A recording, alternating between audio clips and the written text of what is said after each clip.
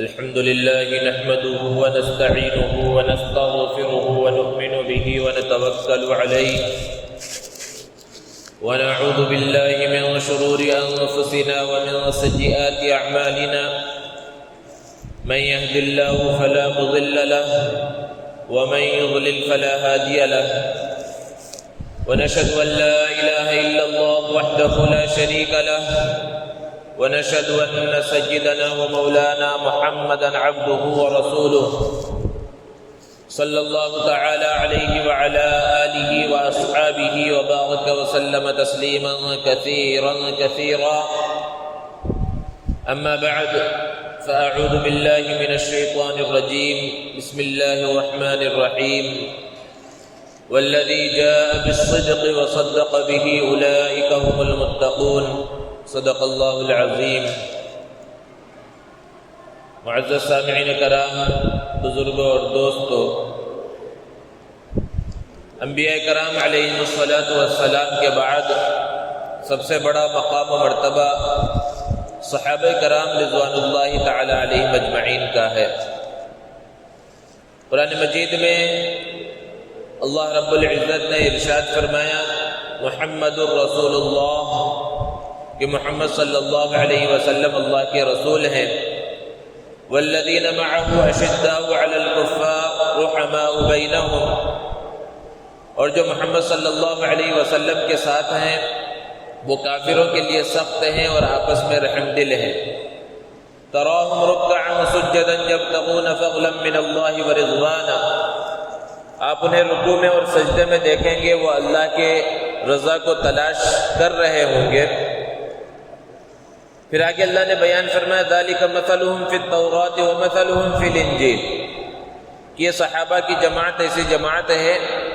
کہ ان کا تذکرہ بہت پہلے تورات اور انجیل میں بھی آیا ہے، حالانکہ یہ بعد میں آیا لیکن ان کا جو ذکر خیر ہے وہ پہلے سے چلا آ رہا ہے۔ تورات میں اللہ رب العزت نے ان کے تذکرے کو بیان کیا اور انجیل میں اللہ رب العزت نے ان کا تذکرہ کیا ہے۔ قرآن مجید میں مختلف مقامات پر اللہ رب العزت نے صحابہ کرام کی عظمت اور فضیلت کو بیان فرمایا، اور صحابہ کرام رضوان اللہ تعالی علیہم اجمعین کے بارے میں اللہ کے رسول صلی اللہ علیہ وسلم نے ارشاد فرمایا اللہ اللہ فی اصحابی لا تتخذوهم غرضا من بعدی، کہ میرے صحابہ کے بارے میں اللہ سے ڈرتے رہنا اور میرے جانے کے بعد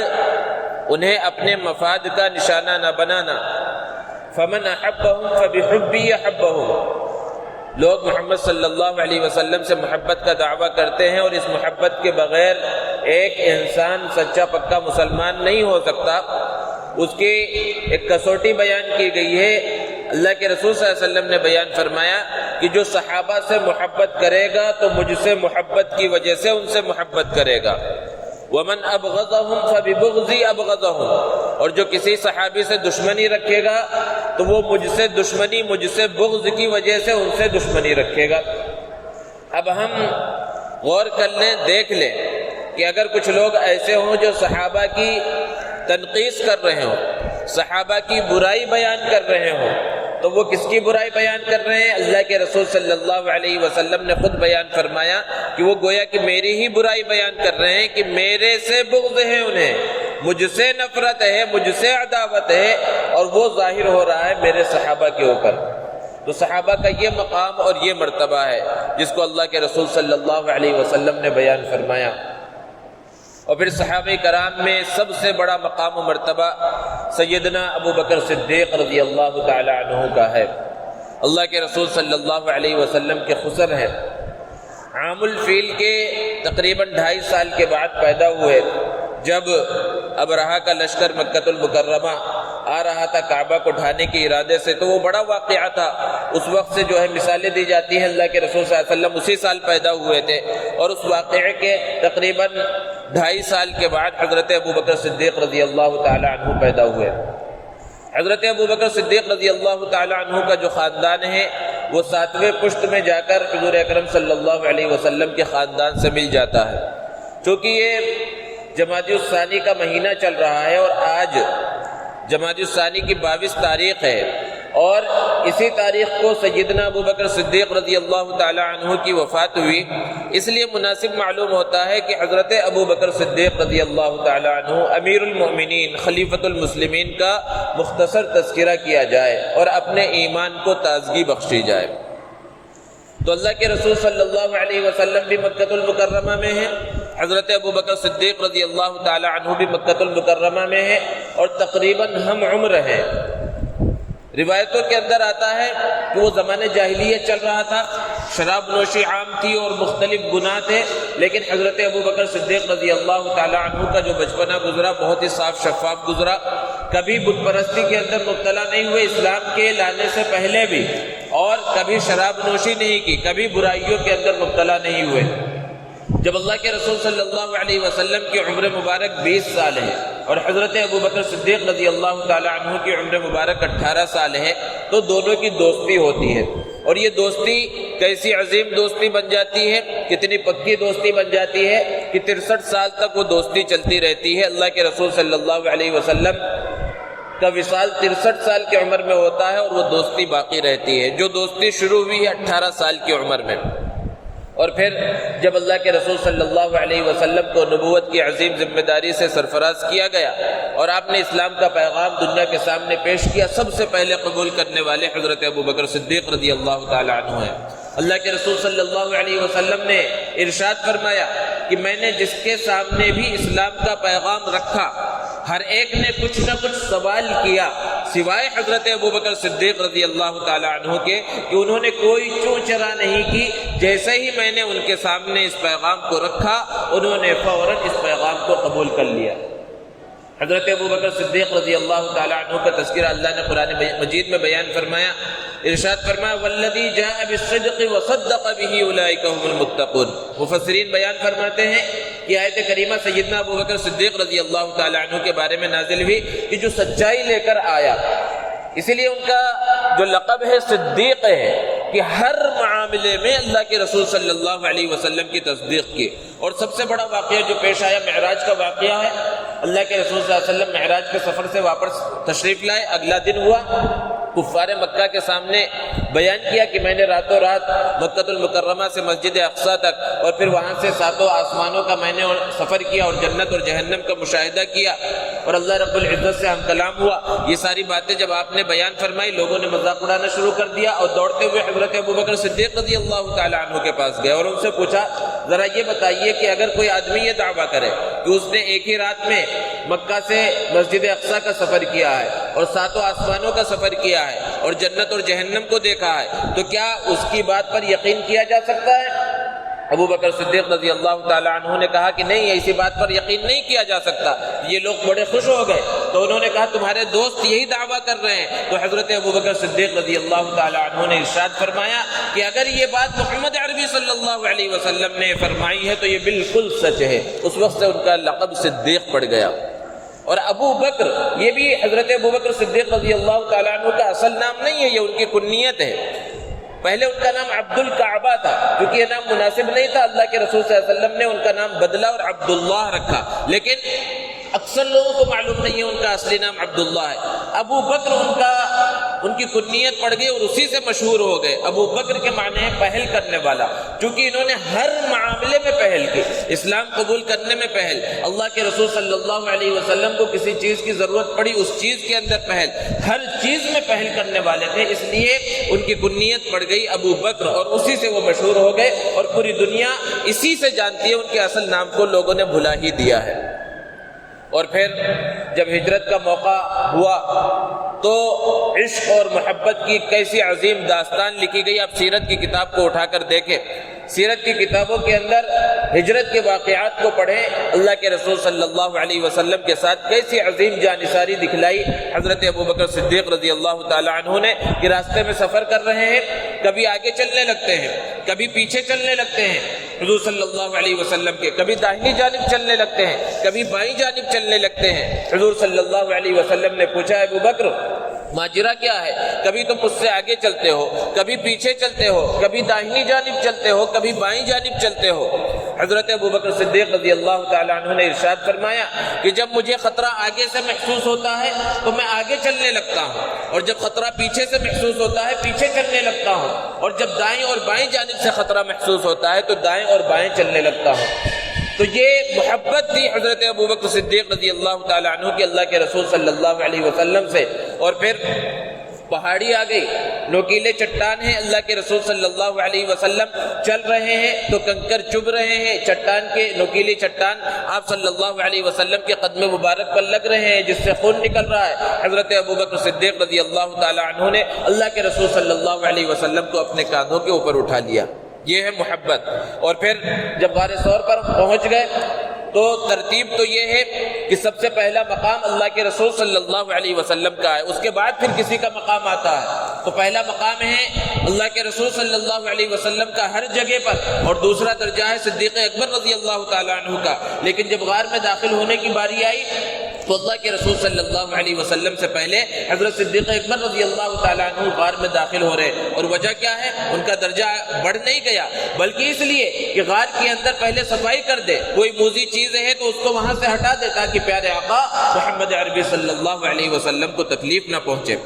اور غار کے اندر گئے، غار کو صاف کیا، اور کچھ سوراخ وغیرہ تھے اس کو بند کر دیا، اپنے کپڑے کو چادر کو پھاڑ کر ایک سوراخ رہ گیا، اللہ کے رسول صلی اللہ علیہ وسلم کو اندر بلایا اور اپنا پیر اس سوراخ کے اوپر لگا دیا تاکہ کوئی موذی جانور آپ کو تکلیف نہ پہنچائے۔ اللہ کے رسول صلی اللہ علیہ وسلم حضرت ابوبکر صدیق رضی اللہ تعالیٰ عنہ کی گود میں سر رکھ کر سو گئے، آپ کو نیند آ گئی، اندر سے ایک سانپ نے ڈس لیا، تکلیف کی شدت تھی، شدت سے تکلیف کا جب احساس ہوا تو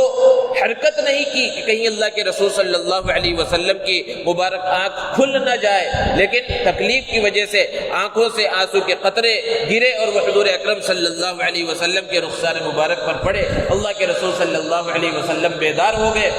پوچھا ابو بکر معاملہ کیا ہے؟ تو انہوں نے بتایا ایک سانپ نے ڈس لیا ہے اور اس جگہ پر زخم ہو گیا تھا۔ اللہ کے رسول صلی اللہ علیہ وسلم نے اپنے لعاب دہن کو وہاں پر لگایا اور اس تکلیف کا جو احساس تھا وہ جاتا رہا۔ تو یہ اتنا عظیم موقع ہے۔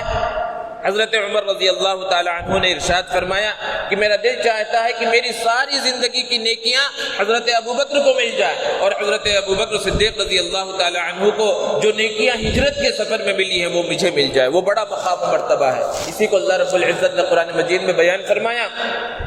اِلَّا تَنْصُرُوهُ فَقَدْ نَصَرَهُ اللَّهُ، کہ اگر تم محمد عربی صلی اللہ علیہ وسلم کی مدد نہیں کرو گے، اللہ کے رسول صلی اللہ علیہ وسلم کی مدد کا مطلب آپ کے لائے ہوئے دین کی مدد ہے، کہ اگر تم اللہ کے رسول صلی اللہ علیہ وسلم کی مدد نہیں کرو گے تو اللہ نے ان کی مدد کی ہے۔ کب مدد کی؟ جب کافروں نے پیارے وطن مکہ المکرمہ سے نکال دیا، اور آگے اللہ نے بیان فرمایا ثانی اثنین، دو میں کے دوسرے ہیں، اور پھر وہ سخت پریشانی کے اندر ہیں، دشمن انعام کے لالچ میں اتنے قریب پہنچ گیا ہے کہ اپنے قدموں میں دیکھے تو وہ حضور صلی اللہ علیہ وسلم اور حضرت ابوبکر صدیق رضی اللہ تعالیٰ عنہ کو دیکھ لے، ایسے خوف کا عالم ہے۔ ایسے موقع پر اللہ کے رسول صلی اللہ علیہ وسلم نے ارشاد فرمایا، لا تحزن، اے ابوبکر غم مت کرو، ڈرو مت، ان اللہ معنا، اللہ رب العزت ہمارے ساتھ ہے۔ یہ عظیم سفر ہے، یہ محبت کی ایک عظیم داستان ہے، عشق کی ایک عظیم داستان ہے جو رقم ہوئی ہے تاریخ کے سینے کے اوپر اللہ کے رسول صلی اللہ علیہ وسلم اور حضرت ابوبکر صدیق رضی اللہ تعالی عنہ کی۔ اور پھر مدینہ المنورہ کی جو زندگی ہے، جتنے غزوات ہوئے سارے غزوات کے اندر حضرت ابوبکر صدیق رضی اللہ تعالی عنہ حضور اکرم صلی اللہ علیہ وسلم کے ساتھ ہے۔ اور جب غزوہ تبوک کا موقع آیا اور مال کی وہاں پر تنگی ہے، سخت تنگی ہے، اللہ کے رسول صلی اللہ علیہ وسلم نے عام چندے کا اعلان کیا، تو اللہ کے رسول صلی اللہ علیہ وسلم کے سامنے سیدنا ابوبکر صدیق رضی اللہ تعالی عنہ نے اپنے گھر کا پورا سامان لا کر پیش کر دیا، کا پورا سامان لا کر پیش کر دیا۔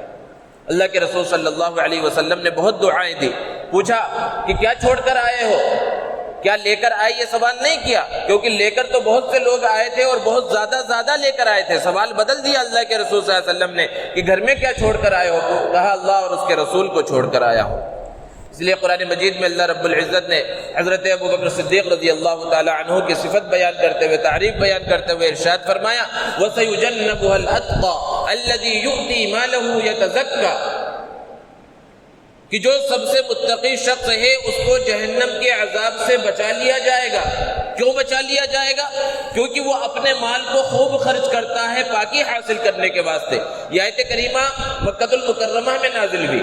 اور کس موقع پر نازل ہوئی؟ حضرت ابوبکر صدیق رضی اللہ تعالیٰ عنہ ایسا کرتے تھے کہ جو غلام اور کمزور درجے کے لوگ ایمان قبول کرتے، جو کسی کے غلام ہوتے یا کوئی باندی ہوتی، تو ان کا جو آقا ہوتا انہیں سخت ترین تکلیفوں کے اندر مبتلا کر دیتا اور سخت ترین اذیتیں دیتا۔ حضرت ابوبکر صدیق رضی اللہ تعالیٰ عنہ اپنے پیسے کے ذریعے انہیں خرید کر آزاد کرتے تاکہ وہ تکلیف سے بچ جائے، اور مقصد کیا ہوتا؟ صرف اور صرف اللہ کی رضا ہوتی۔ اس لیے اللہ رب العزت نے قرآن مجید میں ان کا تذکرہ فرمایا۔ اور خصوصیات تو بے شمار ہیں، بہت ساری خصوصیات ہیں سیدنا ابوبکر صدیق رضی اللہ تعالیٰ عنہ کی۔ خود حضور اکرم صلی اللہ علیہ وسلم نے ارشاد فرمایا خیر الناس ابوبکر، کہ لوگوں میں سب سے بہتر حضرت ابوبکر صدیق رضی اللہ تعالیٰ عنہ ہیں۔ ایک مرتبہ اللہ کے رسول صلی اللہ علیہ وسلم سے کسی نے سوال کیا کہ آپ کو سب سے زیادہ کس سے محبت ہے؟ اللہ کے رسول صلی اللہ علیہ وسلم نے ارشاد فرمایا عائشہ سے۔ پھر پوچھا پھر کس سے؟ تو جواب دیا عائشہ کے والد سے، حضرت ابوبکر صدیق رضی اللہ تعالیٰ عنہ سے۔ پھر اور سوال کیا تو دیگر صحابہ کرام رضوان اللہ تعالیٰ علیہ مجمعین کے نام اللہ کے رسول صلی اللہ علیہ وسلم نے لیے۔ تو یہ ایک طرف یہ خصوصیات ہیں جو اللہ کے رسول صلی اللہ علیہ وسلم نے بیان فرمائے، اور دوسری طرف ہم دیکھیں کہ دنیا کے اندر بہت سے لوگ ایسے ہیں جو سیدنا ابوبکر صدیق رضی اللہ تعالیٰ عنہ، سیدنا عمر فاروق رضی اللہ تعالیٰ عنہ، حضرت عائشہ صدیقہ رضی اللہ تعالیٰ عنہ اور دیگر صحابہ کے اوپر زبان درازی کرتے ہیں۔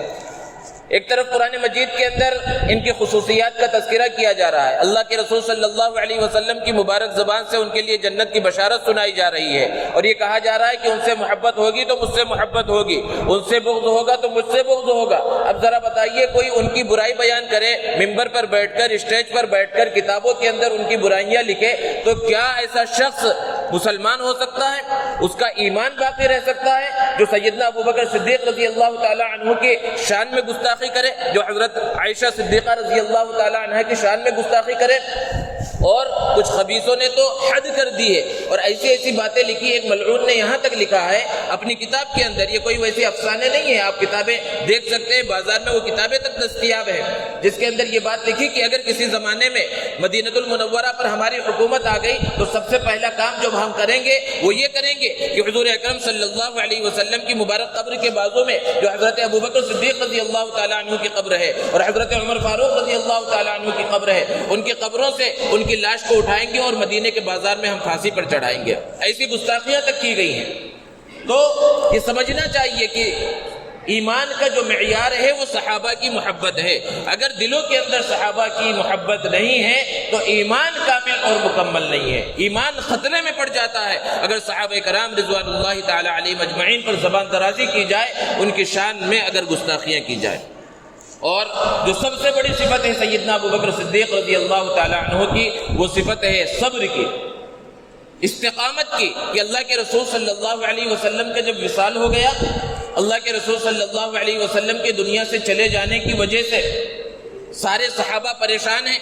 حضرت عمر فاروق رضی اللہ تعالی عنہ جیسا جلیل القدر صحابی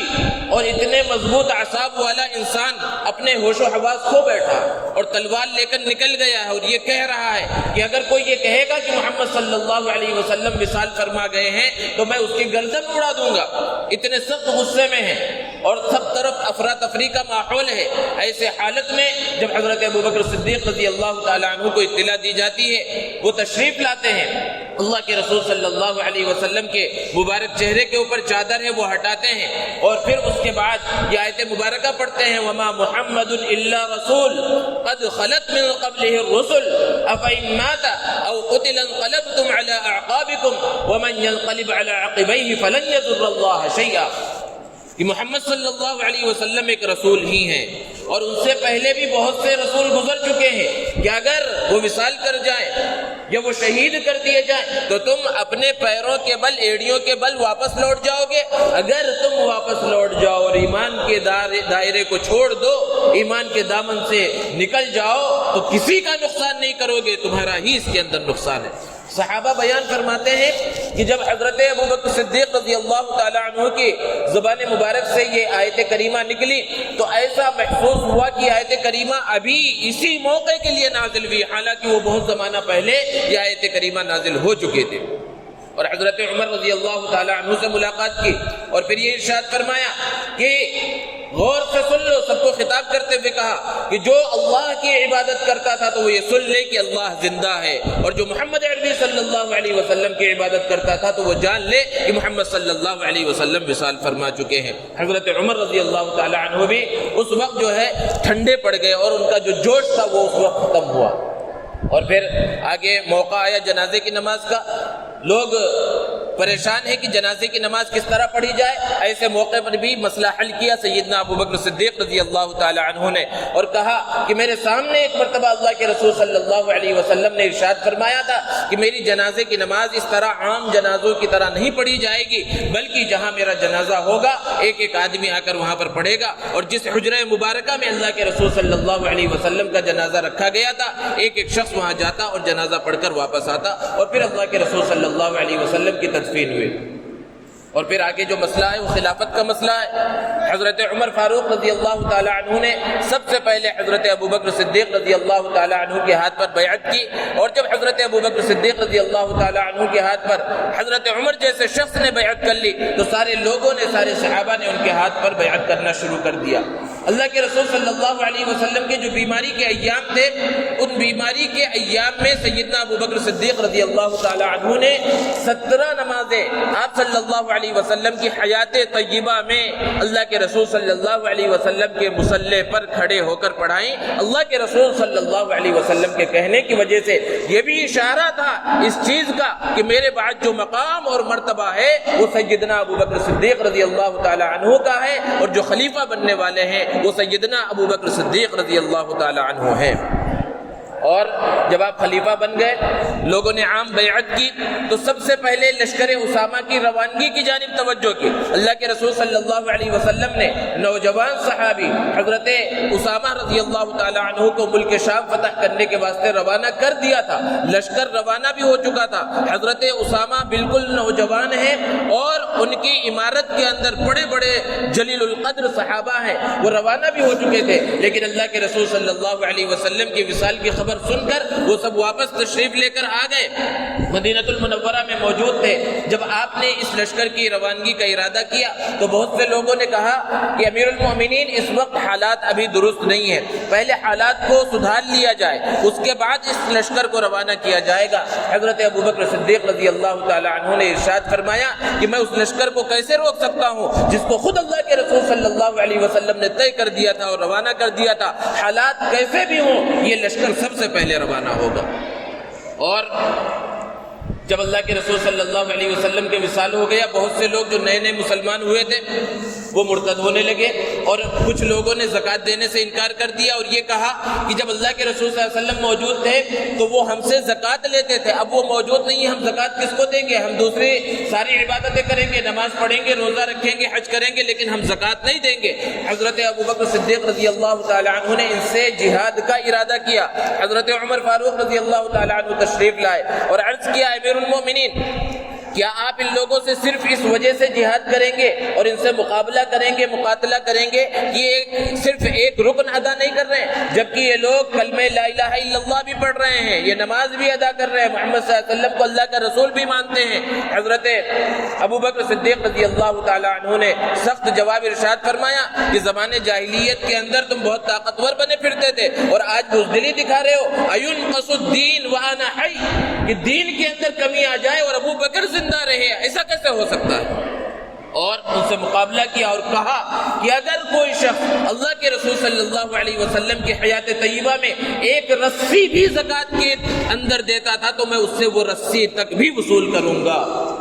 اس کے اندر شریعت کے معاملات کے اندر، شریعت کے احکام کے اندر کوئی نرمی کسی سے نہیں برتی جائے گی۔ اور مسیلمہ کذاب کا فتنہ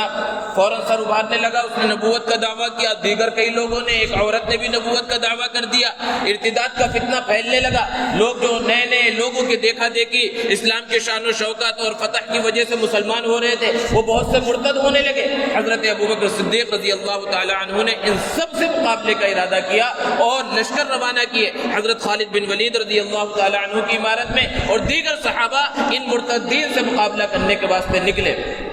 تو وہ ارتداد کا فتنہ اس زمانے میں اٹھا۔ حضرت ابوبکر صدیق رضی اللہ تعالی عنہ جن کو پہلے سے نرم سمجھا جاتا تھا کہ یہ بہت نرم ہے، لیکن جب معاملہ ایسا آ گیا کہ اس کی زد دین کے اوپر پڑ رہی تھی، شریعت مطہرہ کے اوپر پڑ رہی تھی، احکام کے اوپر پڑ رہی تھی، تو ایسے موقع پر حضرت ابوبکر صدیق رضی اللہ تعالی عنہ نے سخت ترین احکامات دیے اور لوگوں کو روانہ کیا۔ اور بہت سے وہ لوگ جو نئے نئے مسلمان ہوئے تھے وہ لوگ بھی اس مقابلے کے اندر نکلے۔ قبیلے بنو ثقیف، طائف کے علاقے کے لوگ جو اس زمانے میں مسلمان نہیں ہوئے تھے، اللہ کے رسول صلی اللہ علیہ وسلم پر پتھر برسایا تھا، واپس کر دیا تھا، لہو لہان کر دیا تھا، وہ لوگ نئے نئے مسلمان ہوئے تھے، لیکن جب موقع آیا مقابلے کا تو مسیلمہ کذاب کے مقابلے میں یہ لوگ نکلے ہیں اس سے مقابلہ کرنے کے واسطے اور اس کو شکست دینے کے واسطے۔ تو اللہ رب العزت کسی سے بھی کام لے سکتا ہے۔ تو فتنوں نے اس زمانے میں جب سر اٹھایا تو نکلے حضرت ابوبکر صدیق رضی اللہ تعالیٰ عنہ، صحابہ کرام ان سے مقابلے کے واسطے نکلے۔ اور وہ فتنہ کیسا تھا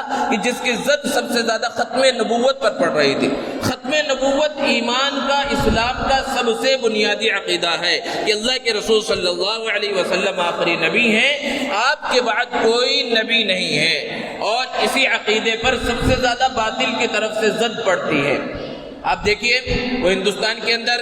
زمانہ پہلے 100-150 سال پہلے مرزا غلام احمد قادیانی کا فتنہ، اس نے نبوت کا دعویٰ کیا، اور حال میں آپ چند سادوں سے سن رہے شکیل بن حنیف کا فتنہ ہو، یا اب چند دنوں سے اور خاص طور پر اس علاقے میں، حیدرآباد کے اس علاقے میں شاہپور نگر اور قطب اللہ پور اور اس طرح بہت زیادہ جو سننے میں آ رہا ہے گوہر شاہی فتنہ۔ یہ فتنہ بھی ایسا ہی ہے کہ ایک شخص جس کا انتقال بھی ہو چکا ہے، وہ پاکستان کا رہنے والا تھا، اس نے مہدی ہونے کا دعویٰ کیا، مختلف طرح کے دعوے کیے، اور یہاں کے چند لوگ اب اس کی تبلیغ کرتے پھر رہے ہیں، پمفلٹ بانٹے جا رہے ہیں، سیدھے سادے لوگوں کو بہکایا جا رہا ہے، ان کی میٹنگیں تک ہو رہی ہیں، لوگوں سے ملاقاتیں ہو رہی ہیں، لوگوں کو دعوتیں دی جا رہی ہیں، کھانے پر بلا کر ان کے ذہن سازی کرنے کی کوشش کی جا رہی ہے۔ تو یہ سارے فتنے ہیں جو وقتاً فوقتاً پیدا ہوتے رہتے ہیں، اور اس کا سیدھا نشانہ مسلمان ہوتے ہیں، عقیدے پر ضرب ماری جاتی ہے اور ختم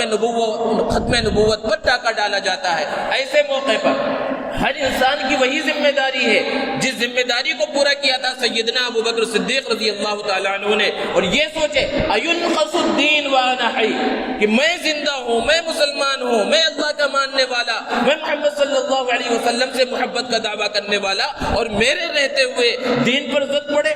میں زندہ رہوں اور دین کو نقصان پہنچایا جائے، ختم نبوت پر ڈاکہ ڈالا جائے، اللہ کے رسول صلی اللہ علیہ وسلم کی شان میں گستاخی کی جائے، میں زندہ رہوں، ایسا کیسے ہو سکتا ہے؟ یہ ذمہ داری اللہ کے رسول صلی اللہ علیہ وسلم کے بعد حضرت ابوبکر صدیق رضی اللہ تعالی عنہ نے پوری کر کے دکھائی تھی، اور آج ہم سب کی ذمہ داری ہے کہ خود اپنے ایمان کی حفاظت کی فکر کریں، اپنے نسلوں کی ایمان کی حفاظت کی فکر کریں، اور ایسے فتنے جہاں پر بھی پیدا ہو رہے ہیں ان کا تعاقب کریں، ان کو وہاں سے گھسیٹنے کی، بھگانے کی کوشش کریں، اور جو لوگ ان فتنوں کے اندر مبتلا ہو گئے ہیں ان کو دین صحیح انداز میں سمجھانے کی، شریعت مطہرہ کو سمجھانے کی، اللہ کے رسول صلی اللہ علیہ وسلم کی عظمت ان کے دل میں بٹھانے کی، اور اللہ کے رسول صلی اللہ علیہ وسلم کے خاتم النبیین ہونے کو ان کے سامنے بیان کرنے کی ذمہ داری ہر مسلمان کی ہے۔